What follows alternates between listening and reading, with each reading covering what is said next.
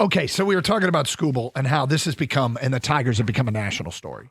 They become a national story because everyone in baseball, apparently 73 days away from the trade deadline, is talking about, is there going to be accessibility to a player as coveted as they've seen in years at the trade deadline, as described by insiders. And John Heyman, actually, was this? No, it was Robert Murray did the story. My bad. About what the Tigers could get at the trade deadline. Who's Robert Murray? Robert Murray, I thought it was a Heyman story, to be honest with you. Give me 1 second here. Don't ask me difficult. You ask me difficult questions. Because I had the link here earlier, and now I can't find it. I'll work on that. Where'd the link go? Damn it, Gator! Could you sing for a second while I look for this? One is the loneliest number that you'll ever do. Two can be as bad as one. It's the loneliest number since the... Yeah, please don't. Keep going. No. Robert Murray writes for Fansided, but has quotes from executives around the league. All right. So here are 3 MLB executives on what it would take. Who would go get Skubal, and some of them go so far as to what it would take. Executive 1. I don't think anyone can answer that. I don't think we've ever seen a pitcher this good coming off such a bizarre injury. He's playing for a team that's trying to win themselves, so there are so many factors at play. If I had to answer, I'd say 1 top 100 prospect plus a top 15 and 1 more throw-in. I asked if he would do it. He responded, the Padres will. Padres don't have any prospects left. No, but so when he says 1 top 100 prospect, okay, any organization's a guy in their top 100, a top 15, does that mean a top 15 in their organization? I would think that's what it means. And 1 more throw-in. Yeah, which doesn't seem like it's a tremendous return. No, it doesn't feel. I mean, if the top 100 prospect is like one of the top 3 or 4 in baseball. Well, that's different. Yes. But just some rando top 100 prospect, somebody's top 15 prospect, and a throw-in does not excite me. Because seriously, and so this is now 2 sources saying, a player like this hasn't been available in a long time. The return would have to be Herschel Walker-like, that makes you feel good about the future of the organization, or the return would have to be like the OKC Paul George trade. Now, I don't think anything's going to get that big. They got Shea Gilgeous-Alexander and 5 first-round picks. One of those first-round picks turned out to be Jalen Williams. But, I mean, it would have to be a damn good trade to put it in the justifiable category on our side, right? Yeah, it would. Or it would have to be a player that's on somebody's roster already that maybe used to be on the top 50 prospects or something like that.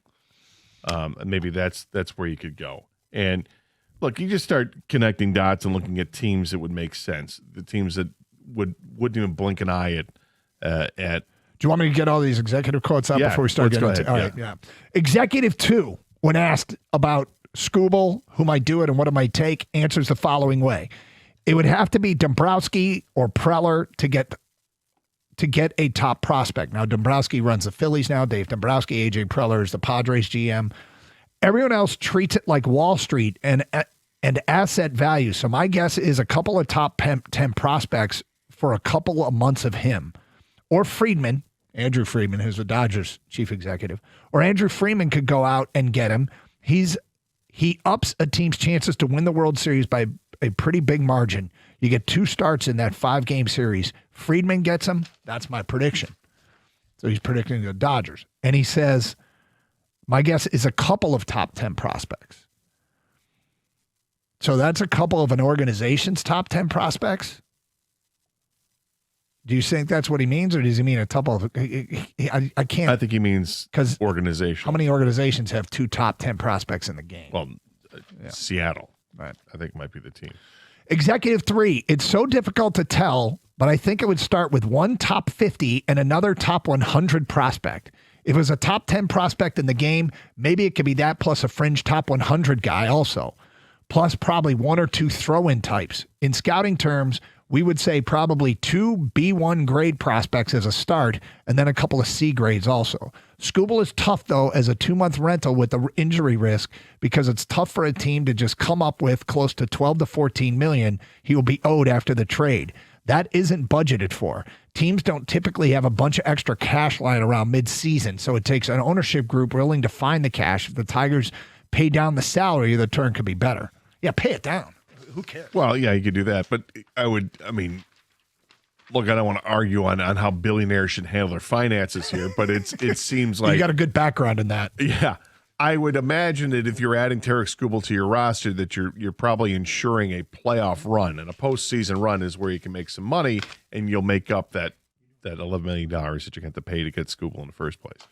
Okay, so that third guy, whoever this guy is, if it was a top 10 prospect in the game, maybe it could be that plus a fringe top 100 guy. I mean, this guy's talking, or 2 really good prospects. This guy's talking about the best package in return. But you know what? Here's the thing. If they are going to do this, here's what you can't do. You cannot swing and miss. Scott Harris cannot swing and miss. It becomes an inflection point for his entire time in Detroit. It becomes the biggest test, and it's pass-fail, and you have to pass with flying colors.